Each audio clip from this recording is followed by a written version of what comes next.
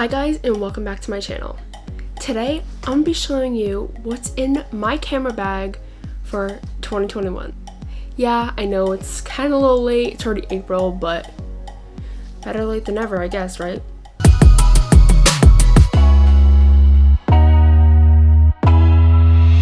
So first things first, I'm gonna tell you what camera bag I actually have. I have the Brevite Roamer 2, which is a great backpack, and it's sadly now discontinued, so you're not able to get it, but they do have other backpacks like the Scout 2 or their everyday pack, but it's a great bag. I hope they come out with something like it in the future, but let's get into the stuff I actually have. Now, on the outside of the bag, you'll find a three-legged thing, little handy tool. It's able, so I can take off my tripod plates or any of that sorts, and even has a bottle opener, which actually came in handy a few times while I was at the beach, and people forgot theirs. That's just one thing.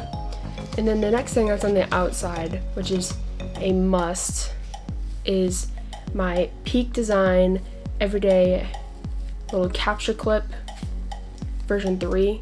It works beautifully, and I love that I can put it on there, lock it, and not really have to worry about my camera falling off. Now, this backpack has two water bottle compartments on the sides. On the right side, I have in here, which is just a gray card to do for my video so I can get the proper white balance, as well as a Manfrotto tripod Pixie, which is honestly great if I just gotta prop up my camera very quickly. It just works for what I needed to do. Now on the other side here,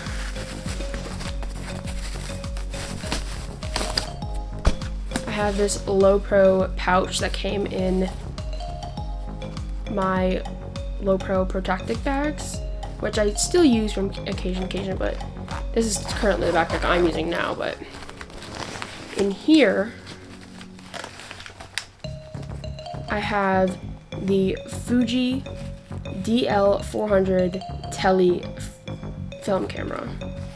And it's honestly a great little camera because once I open it, see the lens there, and then if I hit this button on the side and front, it goes from 35mm to a 70mm, and it's honestly pretty cool.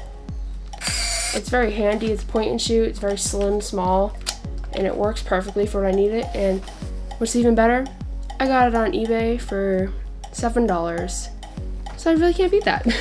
And then inside this pouch also, I have just a Fuji 400 Superior basic film. Kind of just, it's a point and shoot camera, so I don't really want to run crazy expensive film through it. It's just for those occasions that you just want to grab a moment in time and save it for the rest of your life. Now, on top of the bag, there is this sort of thing where it comes down, it buckles, but there is a compartment on top. So I'll show you the stuff that's inside of that. This is a water protector sleeve for the whole backpack. Microfiber cloth, can't have enough of them. A Gerber multi-tool, which is very handy for so many different things, you'd be surprised. Chapstick, tissues, never know when you'll need those. Scrunchie for my hair, some gum, and I think that's it. Yep. So when I actually open up the buckle in the front, which is magnetic, as you can see there, undo it, open up the top flap, and there is another pocket on the underside, but I usually don't really keep anything in there. So let's continue. There is a drawstring opening on top here. And right now it's kind of loaded in here because I am currently doing a project for portraiture of just taking photos of people kind of like their everyday life, like documentary photography. And so right now I do have my vertical battery grip.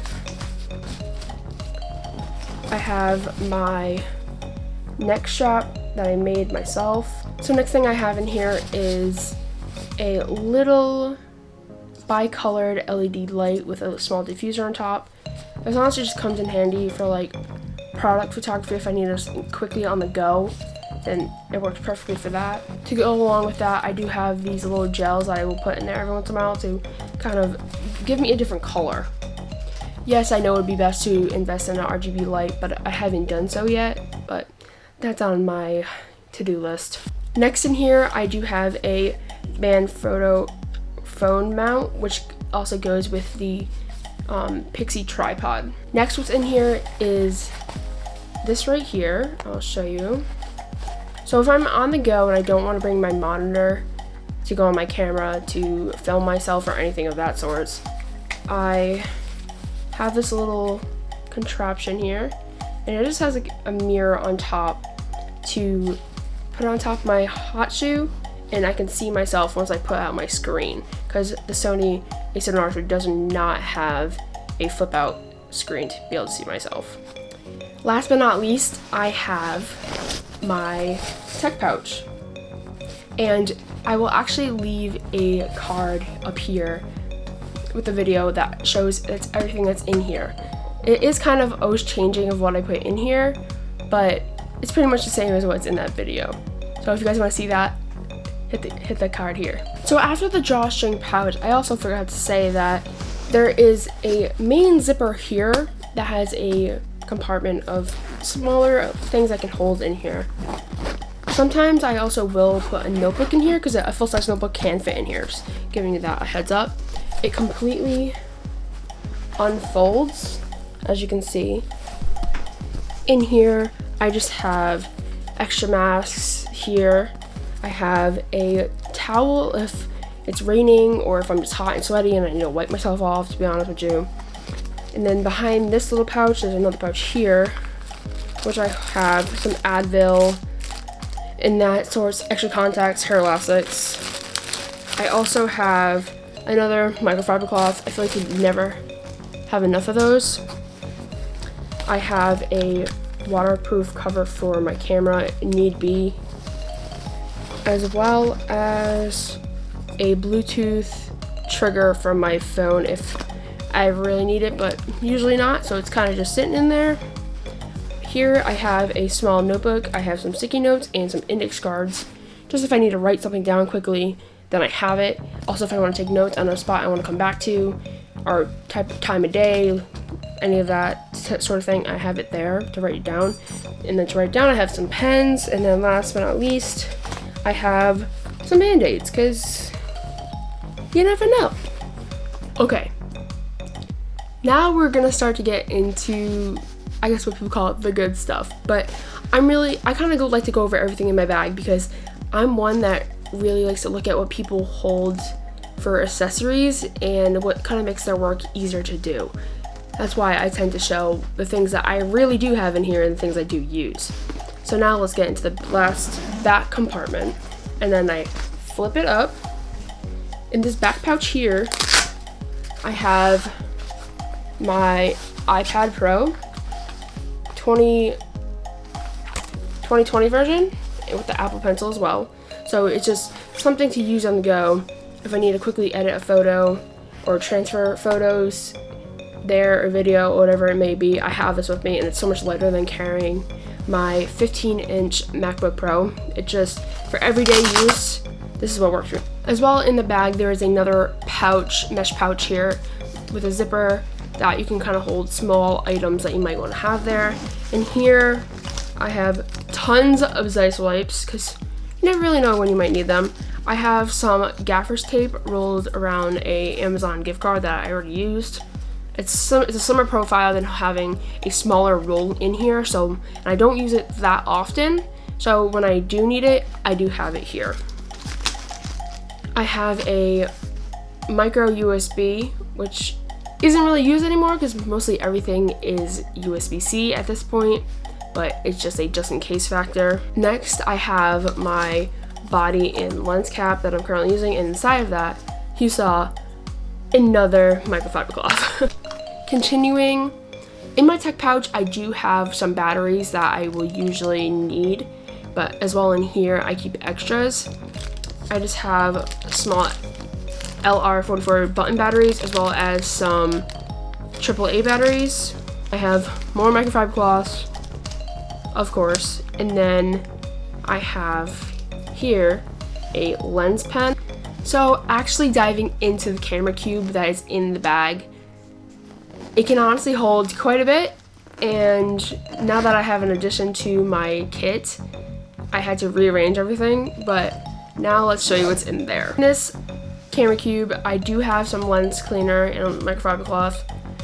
Literally, they're everywhere in my bag.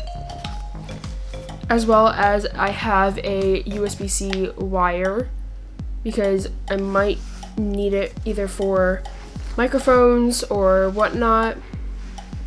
Speaking about some microphones, sometimes I do use the Rode Wireless Go kit, which is in here. Continuing, I do have a little dust blower,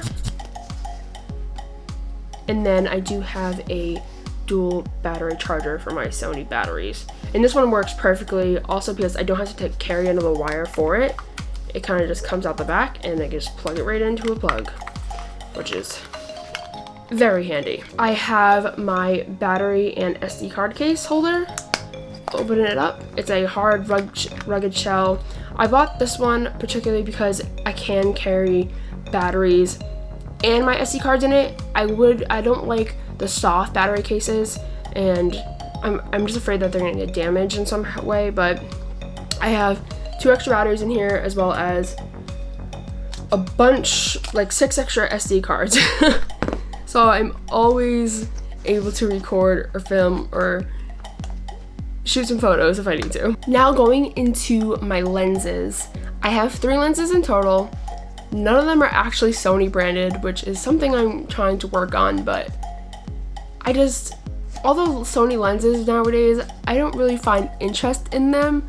I think the only lens that I might want to pick up is the Sony 55mm, but honestly, none of them really jump out at me. So the first lens that I have in here that's not currently on my kit right now is the Samyang 35 1.4. It's honestly a great lens, and I can get great shots out of it.